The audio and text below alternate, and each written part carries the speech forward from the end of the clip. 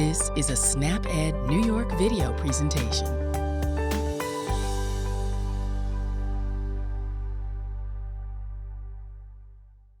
Hi, I'm Caitlin, SnapEd educator with Cornell Cooperative Extension, and today we'll be talking about tomatoes. The My Plate suggests to make half of your plate fruits and vegetables. Luckily, they come in a variety of colors, flavors, and textures, so even if you didn't like one fruit or vegetable, you might like another one. But with all this variety, it can be hard to keep track of how to store and use each one. That's why in today's video, we'll be highlighting a popular vegetable or fruit.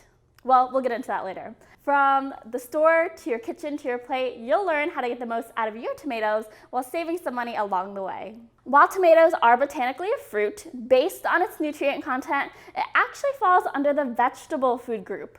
Out of the 5 vegetable subgroups, tomatoes and 100% tomato juice belong to the red and orange group. No surprise there. Red fruits and vegetables get their color from lycopene, an antioxidant that helps keep your heart and immune system healthy. Our bodies don't make lycopene, so we need to get it from our fruits and vegetables like tomatoes. Beefsteak, roma, cherry, and grape are all different types you can choose from. Depending on the recipe, you might grab a certain type for its size or texture. Beefsteak tomatoes are larger and most commonly used on sandwiches because of their size. Roma tomatoes are slender and firm. These are great to cook with and make into a sauce. And then there's cherry and grape tomatoes, the smallest variety with the least water. I especially like these as a fresh snack or on a salad. Whatever type you decide to buy, look for brightly colored tomatoes with shiny skins. They should be soft, heavy for their size, and firm. Size is not the best indicator for ripeness, but smell is. So give it a good sniff. If it doesn't smell like a tomato, it'll probably have a bland flavor. Tomatoes are available all year round, but their peak season is around June to August, depending on where you live. This is where they'll likely be cheaper, fresher, and tastier. In the more expensive off-season, canned tomatoes are a great cost-effective alternative. They'll last longer on the shelf and require little preparation.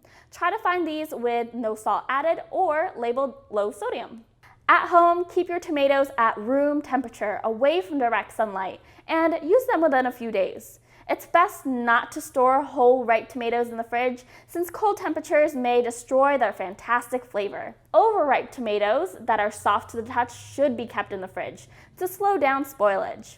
To keep tomatoes fresh for as long as possible, store them unwashed and do not stack them on top of each other. Bruised tomatoes tend to rot quicker, but don't throw them out just yet. They'll still be great to cook with. Before you start cooking though, wash your hands with warm water and soap for at least 20 seconds. Then rinse your tomatoes under cool running water while gently rubbing the skins of excess dirt. Pat dry with a clean paper towel. And now you can cut off any bruised and cracked areas. As there are many varieties of tomatoes, there are also many ways of preparing and cutting them. But I know from firsthand experience, cutting tomatoes is not always the easiest. To make it easier on yourself, try to use a sharp knife. Using a dull knife on a tomato will leave a mushy mess all over your cutting board. Plus, dull knives are more likely to slip and cause injury. Now, let's go over some easy ways to cut a tomato. First is sliced. Use these to liven up a cold or hot sandwich. I like adding mine to grilled cheeses and burgers for extra flavor. Next is cutting into wedges. These are great for salads. Try out this classic combination: tomato wedges, low-fat mozzarella cheese, and a pesto or balsamic drizzle. This quick and delicious side dish includes 2 of the 5 food groups, making it a more nutrient-dense option. The last method I'll be showing you is dicing. Add these to almost any dish, fresh or cooked. Maybe toss them into a tomato sauce. Sauces and juices tend to have less fiber than whole produce. So whether you're making your own sauce or buying low-sodium pre-made sauce, try to add chunks of tomatoes and other vegetables to boost the nutrient content and fiber. Or turn your diced tomatoes into a homemade salsa. Add some chopped red onions, maybe some peppers, spicy or not, and some herbs like cilantro. Sometimes I'll even add black beans, corn, and avocado to vary my vegetables and make it tastier. It's so simple to make and probably healthier than store-bought alternatives. And remember, always refrigerate leftovers or cut produce within 2 hours. So that's tomatoes, a juicy vegetable with lots of possibilities. I hope in today's video you learned a little bit more about how to buy, store, and prep tomatoes in affordable and tasty ways. If you are looking for more ideas on how to incorporate tomatoes into your meals, check out snapedny.org.